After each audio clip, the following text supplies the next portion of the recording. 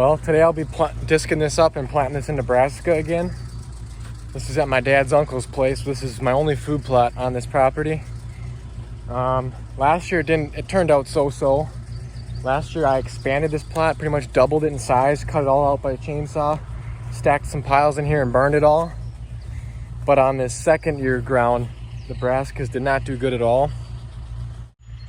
Over there is where I cut it all out and expanded it last year. The Brassicas did fantastic over there. That was first year ground.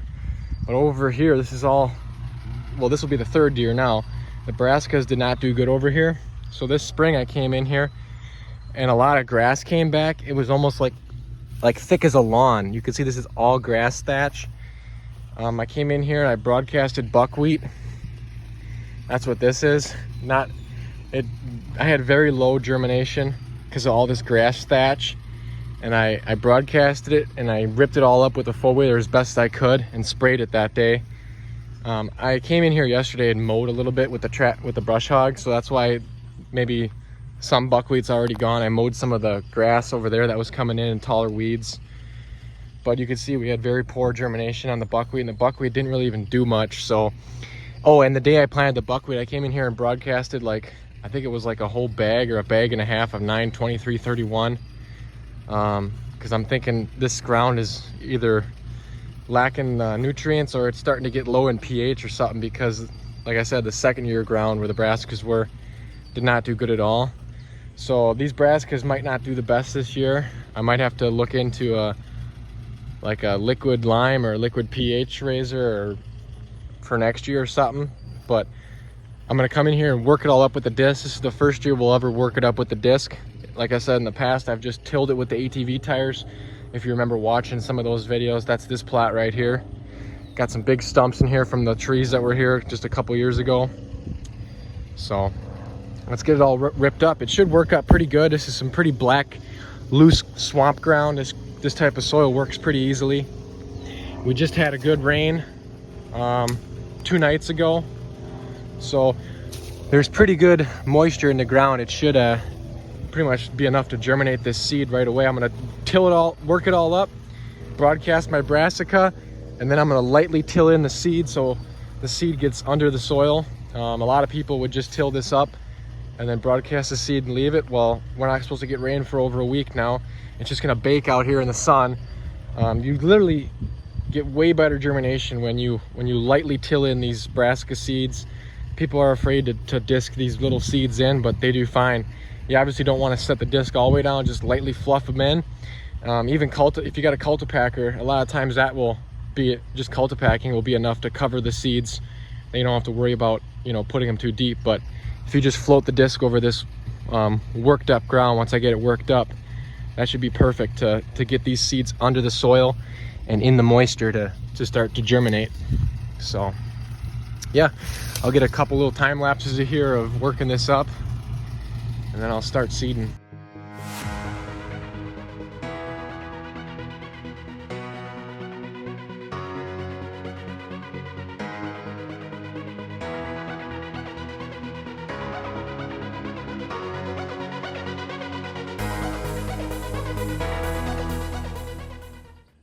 Well, just finished working it all up.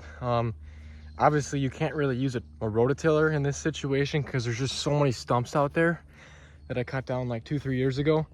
And here's a great example of in one situation where a disc is probably better than a rototiller. I just pulled that out with ease. Here's another stump right in here.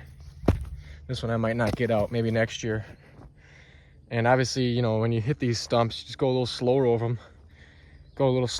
them. And when I cut them, I obviously poisoned the stumps, and now they're dead and decaying. And half of them probably I can get out right now. Like, look at this right here. You don't want to hit all this stuff with a rototiller. You'd really screw up something. But a disc just rolls right over the top of almost all this stuff, and it does a pretty good job of busting it right out of the ground.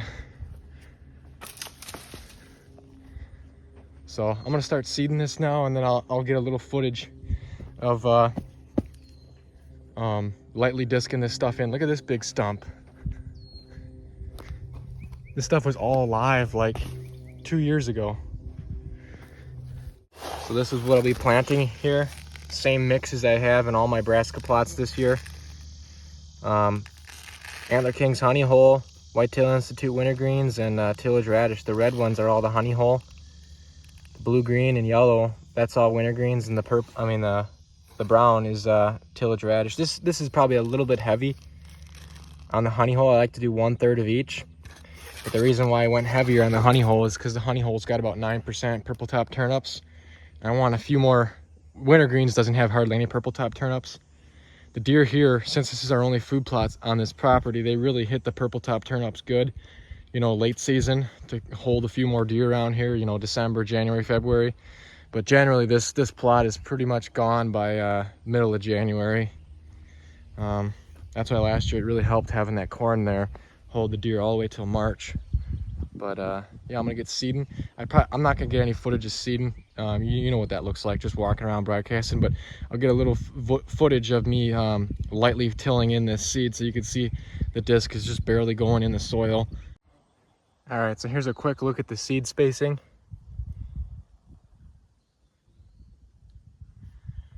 One here, another wintergreens one right there I saw. Honey hole. So I probably got it a little thin, a little thick. There's one there, and then there's like 2, 3, 4. Right here's a couple. Here's another spot right here. Right here's 3. Right here's 2. So yeah, it definitely looks a little thick, but it doesn't look like it's gonna be too thick.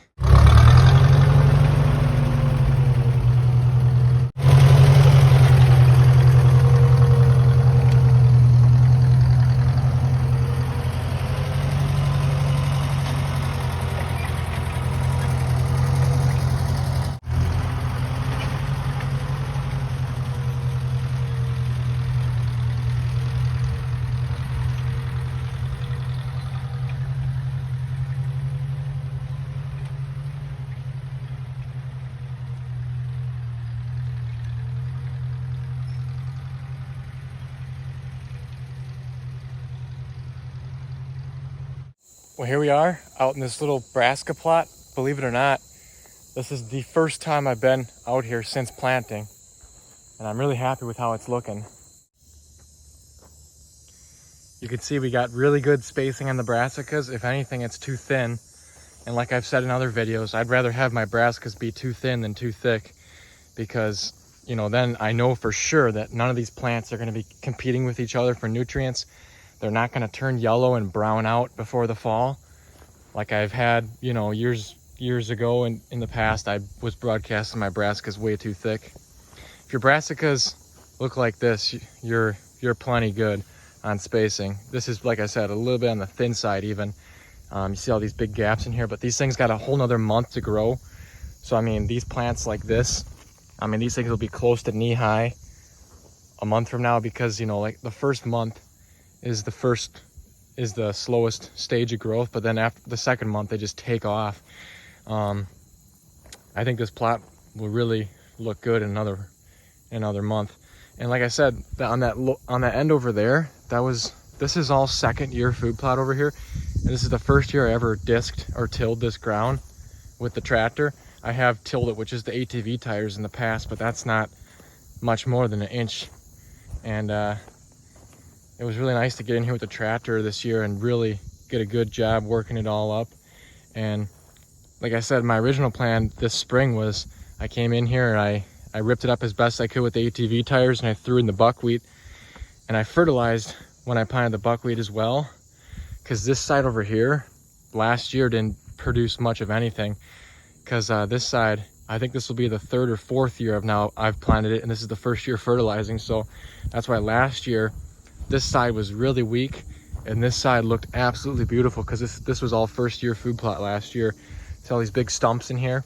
So it had plenty of nutrients the first year, whereas the 3rd year, or 2nd or 3rd year last year on this side, the nutrients were all used up, and now it's looking better now that I fertilized.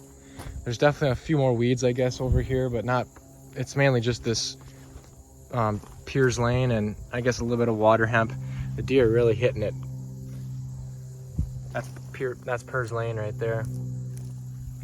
But these brassicas are looking way better than what they did a year ago. So these should do pretty good too. I got some shady spots over there where they're not going to do much. And next year I'm thinking about taking out some more of this buckthorn another 15 yards this way and making this side a little wider too. I'm pretty much done expanding it this way. You go any further that way and you're getting into cattails over there. So that just puts into perspective how this is pretty much almost too wet to plant brassicas, there being a cattail marsh right next to it. But yeah, I might have another update, I might not. I probably won't. I should just get this video out. You can see we got the three main types of brassica here. We got this is a purple top turnip. This is forage rape right here. Some more forage rape. And look at right here, this is some tillage radish. It's already destroyed. Every leaf is munched on. Whoop. There's another tillage radish right there with some leaves missing. Even the forage rape they're hitting. Look at all that. It's all missing already. And now some of that could be from rabbits, but it's most likely all from deer. So I could have actually made this a little thicker, considering this is probably the brassica plot I plant. That probably gets hit the hardest because this is my only food plot on this property. And it's not much. I mean, the whole thing. I'll take you to the other side over there by that other side of this little drainage ditch in a second. But that side and this side combined, man, is barely, at the very most, probably 1/4 of an acre. So not much. I could come in here and broadcast some rye in the next week or two here, but I just don't really want to deal with it in the spring because, you know, it just takes off so fast and it's like 4 or 5 feet tall before you know it if you don't get in here and spray right away. So I'm probably just gonna leave it be. That would definitely help add a little bit more food out here though.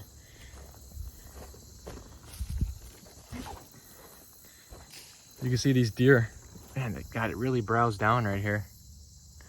You see they got a nice little trail going right through this little drainage. This beat down trail. And then this side's a little shadier over here. It helps with that big ash tree there being dead. Letting a little bit more light in here. So yeah, turned out pretty good, I think.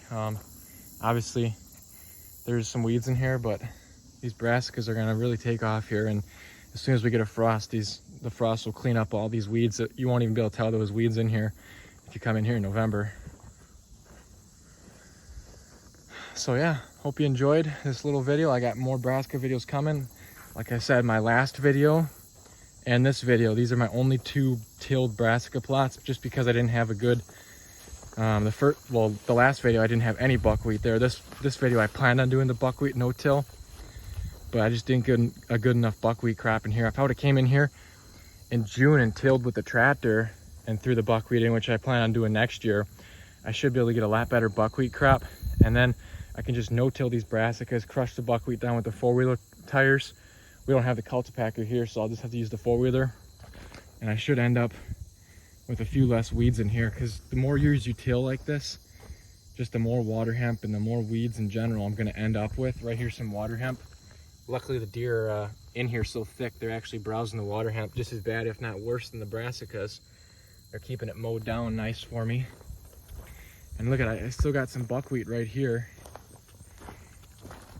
Just every single top is nipped off. I don't know if you can see that or not. That stuff's got pretty high water content. I guess probably everything in here has got pretty high water content. That's maybe why the deer are eating on these brassicas so hard, because this being kind of a wetter soil and being drier year right now, and everything's kind of drying up. Everything down in this swamp right here is just full of moisture, and plus all the ag fields are out corn this year, so there's no soybeans around. So that's another reason why I'm probably seeing so much browse on my brassicas this early on. Normally I don't see this type of browse, but like I said, this is a good amount of deer around here, and this is the only food plot I have. So what do you expect? All right, so see you in the next video, guys.